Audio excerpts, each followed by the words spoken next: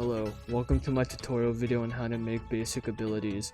This video is designed for beginners who know basic studio skills already, so if you are brand new to studio, go learn basic Roblox Lua before watching this video.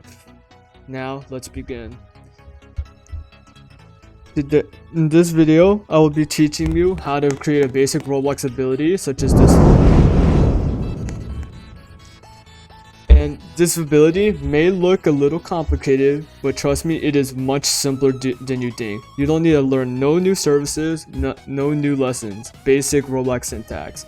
Now, first off, every ability needs an activator. The activator for this ability is by simply pressing 1, or by equipping the tool, it will run the ability. So in order to pull this off, we will run the script.parent.equipped event, which whenever we equip our tool, it will run this function inside of this parentheses whenever we equip it. Our first obstacle is when we equip this tool, it doesn't de-equip immediately. Like, let's say in strongest battlegrounds, you use an ability, it will instantly de-equip, as shown. How this works is, in our backpack, there's a tool inside of our backpack. When we equip this tool, it moves it into our player model. So in order to instantly de-equip our tool whenever we equip it, all we have to do is move our tool back into our backpack. To pull this off, as the name shows. So as you can see, it works perfectly. Our next step is creating the visual effects. As you can see, here is the visuals for the fire effect. Now I'll quickly show you how to recreate this. And this is also useful because you can recreate it with many other different effects if you master the skill. We're going to be using particle emitters because particle emitters are very versatile.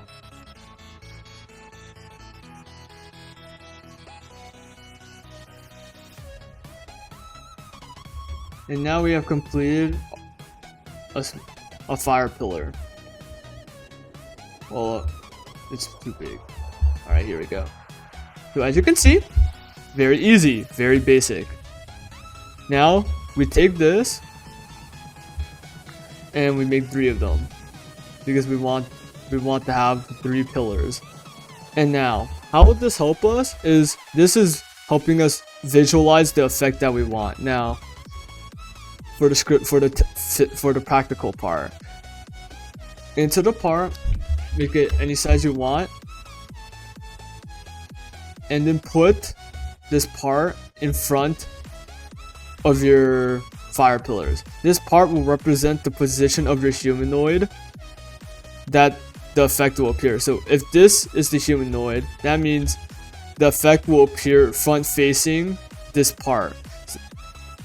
Okay, wait, hold on, that's a little confusing, my bad guys. This part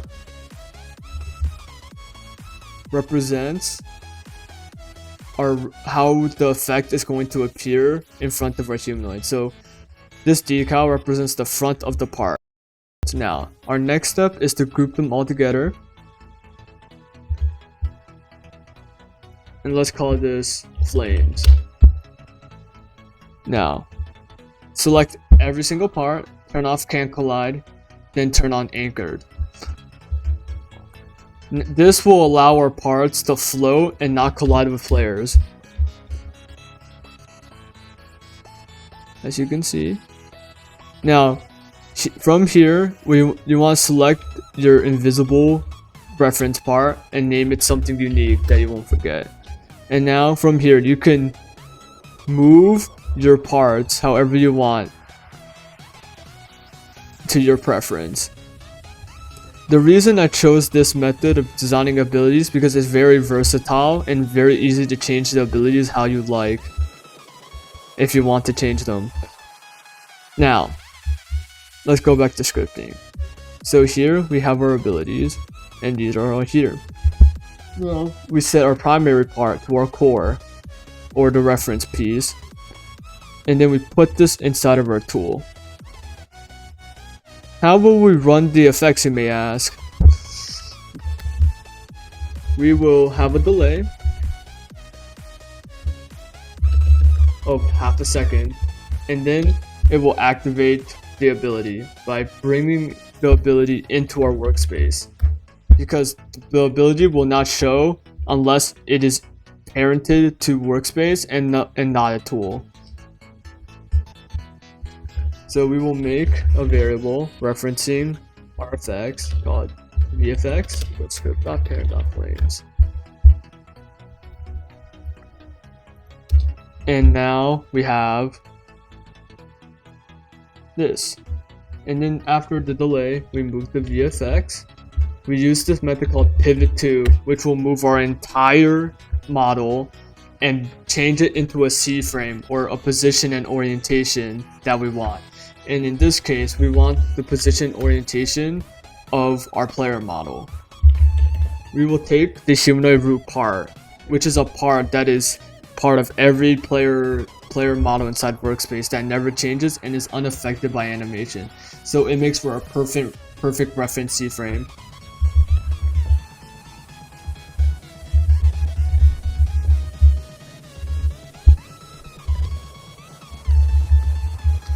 The humanoid, since our parent of our tool is going to be the model of our player, the humanoid root part will be a descendant or a child of our model. So we can just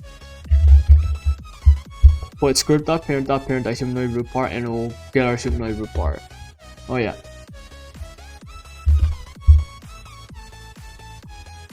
And now we get our humanoid root part.c frame. And now if we test this out,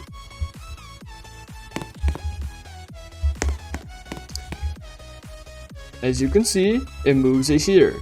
But you may be wondering, wait, why does it keep disappearing? It's because we didn't change the parent of our VFX. Oh yeah, I forgot. It has to be a clone, because the clone is going to self-destruct to remove the VFX.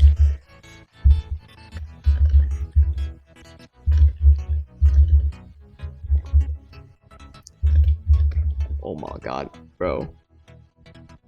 I'm actually terrible, bro. I'm not making it out. I'm not making it out of the trenches, bro. Oh my. Now if we test this out, it will create a fire pillar right in front of us. We want it to disappear after a while. So here, we insert a script inside of our flames. And after 3 seconds, it will self-destruct.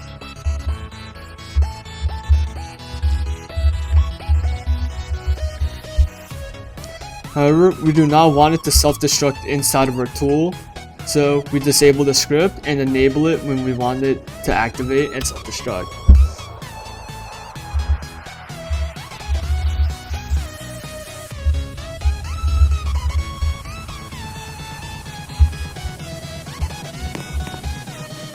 So now we have a basic fire pillar. Here are details we can add to make this a lot better. Now we go back to our self-destruct script. So first, we want to name each of these differently. So let's name them A, B, and C. And inside of our self-destruct. Sorry, I was getting ahead of myself. And now, when we use it, wait, what the hell? Oh, what the fuck? Yo, hold up, guys, something's wrong. Alright, I'm back. As I fixed the problem, I put a wait statement in front, so it delayed the whole thing by 3 seconds. I'm so stupid. Alright, carrying on. Now we go and test this out. As you can see, 3 flame pillars, and it would self-destruct. However, when it self-destruct, it removes all the particles before just out of the blue all of a sudden, and it looks very off. So what we want to do is turn off the particle emitters first. And we're going to do them in order from they appear so it looks nicer. So now that we test it out. Oh wait, what the hell? Okay, there we go, that's fixed. Now we have 2 final steps. We need to add an animation. Now, I am not an animator. My animations are garbage, but I'll show you how to animate anyway. So first, you want to get a dummy. it has to be one of the special dummies that you can import from Rig Builder. So we get rig type. I'll choose R6 because this game is R6, and then paste in an avatar. And then come up here, click Find Animation Editor, and then click on this avatar.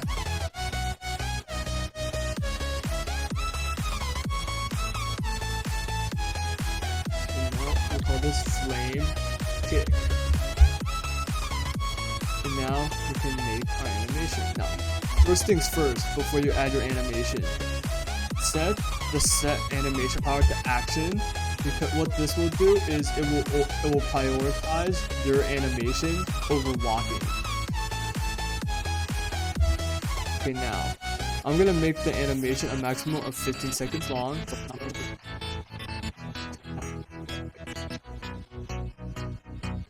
Alright guys, after a short while I've completed the animation, and even though this looks goofy from an animation standpoint, a very exaggerated movement like this actually makes your animation look better in the actual game. So now, in order to put this in our game, first we must publish this to Roblox. Let's call this Flame Axe Kick. Press save.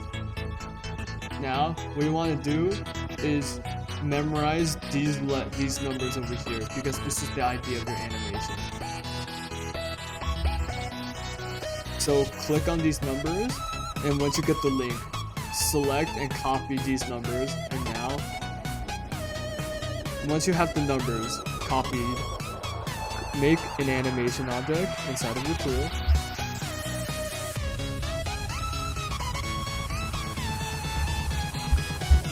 And now you have your animation saved. In order to load an animation onto a humanoid or onto a player, first you must get the humanoid of the object that you want to load the animation on. So we're going to use the same thing we did for humanoid view part, but except for just the humanoid. And now we will load the animation onto the humanoid.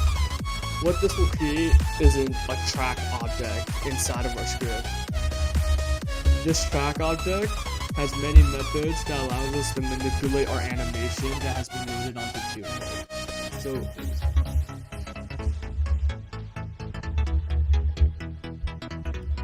So how this works is, we get our humanoid, we use the method load animation, and inside the parentheses, we get the animation object. And now when we want to play the animation, we get our track object and we use the method play. This is supposed to be the wind up animation. And now when we test this,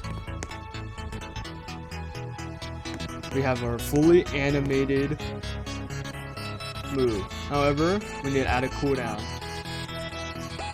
In order to add a cooldown, we need to make a variable called CD.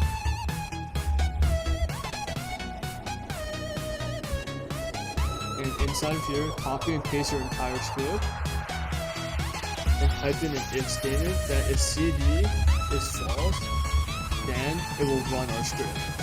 However, during our script run, CD will be activated to true, setting our CD.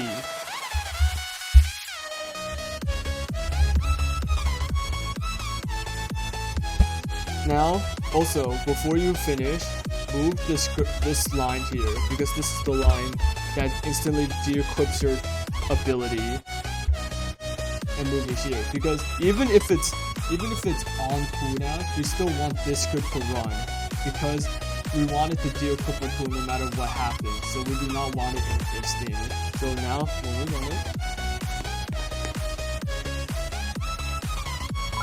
it errored because it changed the parent.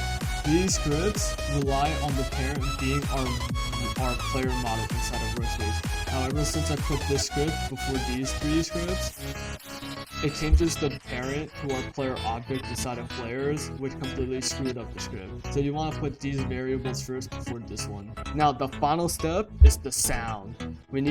No ability is finished without some sound effects. So usually finding the perfect sound effect takes a while, but I have it prepared for this video. Sounds perfect for our fire eruption or fire columns. So get this. Yo, what has happened to my studio, bro? After some technical difficulties, autosave actually works in Roblox Studio, which is crazy. And now we're adding in sound effects. So we put one sound effect for each pillar because I want it to occur each time for each pillar. And we go back to our special effects script.